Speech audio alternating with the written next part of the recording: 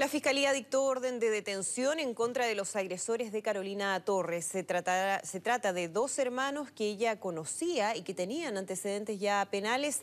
A 5 días de esta agresión, la joven se mantiene internada en estado grave en la ex posta central. Queremos revisar más sobre este tema. Estamos ya en contacto con Isabel Amor, directora de Educación de Fundación Iguales. Isabel, muchísimas gracias por este contacto. Buenos días. Hola, buenos días. Lo primero, Isabel, preguntarte por lo último que sabemos sobre el estado de salud de Carolina. ¿Qué es lo que ustedes han conocido? Hemos sabido por parte de su mamá que Carolina está un poco mejor. Ya no solo dice algunas palabras, sino que está empezando a hilar oraciones. Me comentaba ayer en la noche que no sabía, de hecho, por qué le había pasado esto. Estaba confundida y asustada. Decía que ella no había hecho nada malo, que no era una persona mala, entonces que no entendía por qué le había pasado una cuestión así.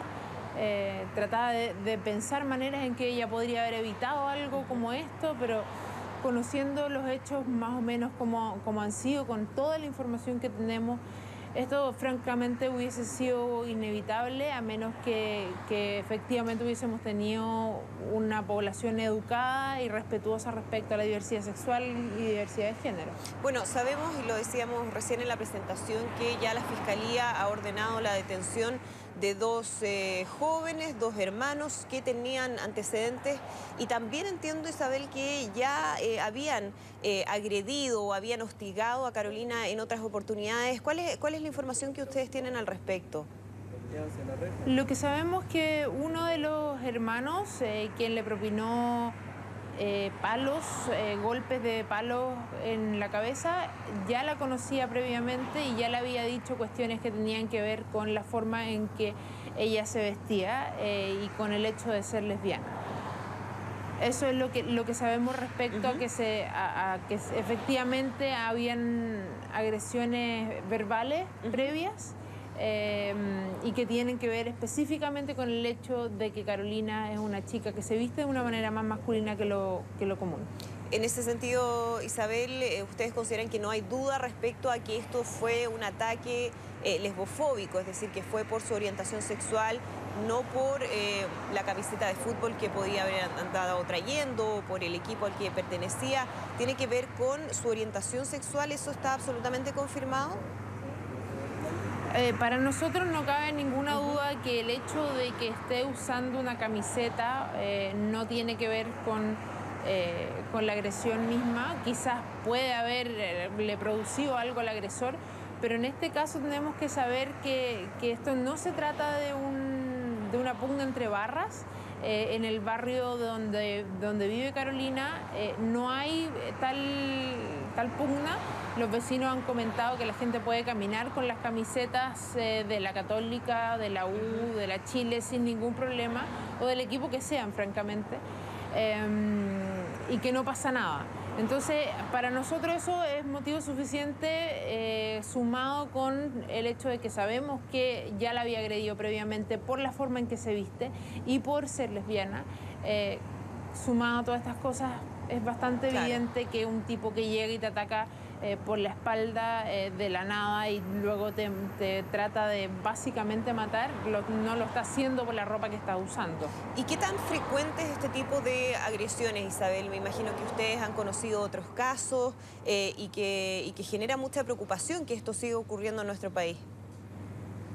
Nosotros estamos permanentemente en contacto con personas que han sufrido ataques de este tipo, hombres y mujeres de distintas partes del país, y nos preocupa muchísimo ver cómo año a año seguimos teniendo casos como este.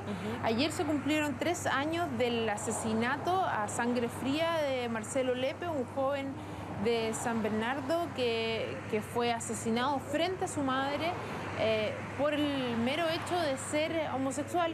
Y por tanto nos damos cuenta que estamos frente a una situación país que requiere otro tipo de esfuerzos.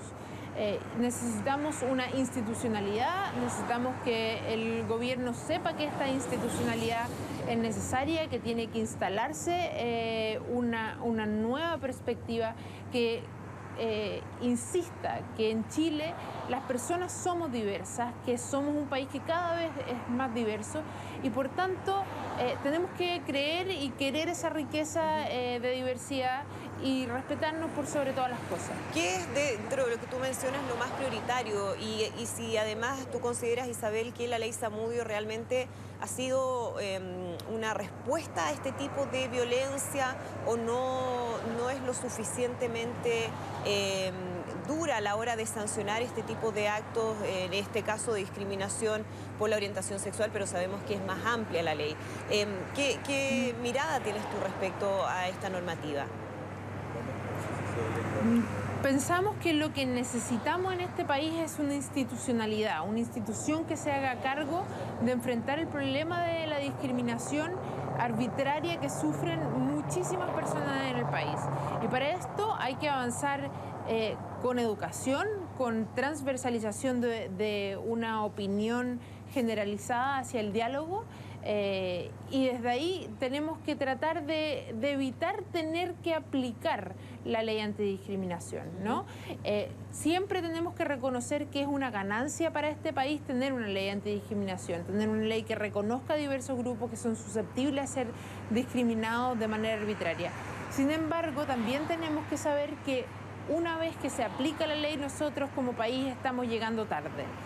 Es una ley que castiga, que profundiza en las penas, pero que no previene. Y nosotros lo que necesitamos es que dejen de pegarnos, que dejen de matarnos, que dejen de existir casos como el de Marcelo o como el de Carolina.